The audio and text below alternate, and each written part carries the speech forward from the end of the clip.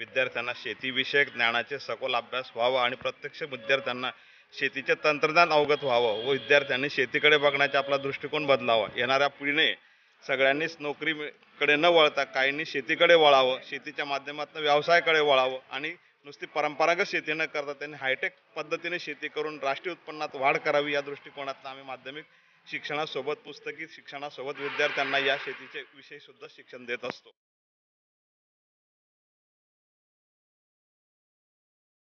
या शिक्षणासोबत आम्ही ॲग्रिकल्चर दृष्टीने कसे काम करावे याचे या शाळेमध्ये शिकत आहोत। त्याचा उपयोग आम्ही आमच्या जीवनात सुद्धा करणार आहोत।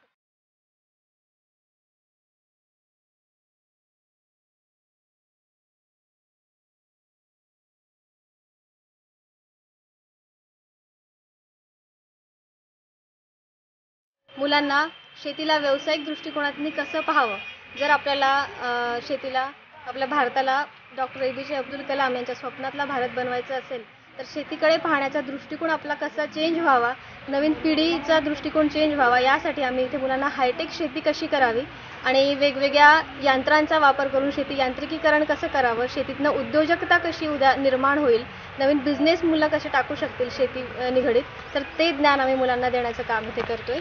आणि इथे आम्ही छोटी म्हणजे भाजीपाला उत्पादन घेतोय। याआधी आम्ही इथे मिरची आणि वांग्याचं उत्पादन घेतलंय, पण आता वेळ कमी असल्यामुळे आम्ही शॉर्ट ड्युरेशन क्रॉप जसं मेथी, पालक, मुळा या क्रॉप्सचं उत्पादन इथे घेतोय आणि मुलं स्वतः इथे उत्पादन घेतात। सगळ्या गोष्टींमध्ये मुलं स्वतः काम करतात आणि थेअरी सोबतच प्रॅक्टिकल नॉलेज सुद्धा मुलं इथे गेन करतात।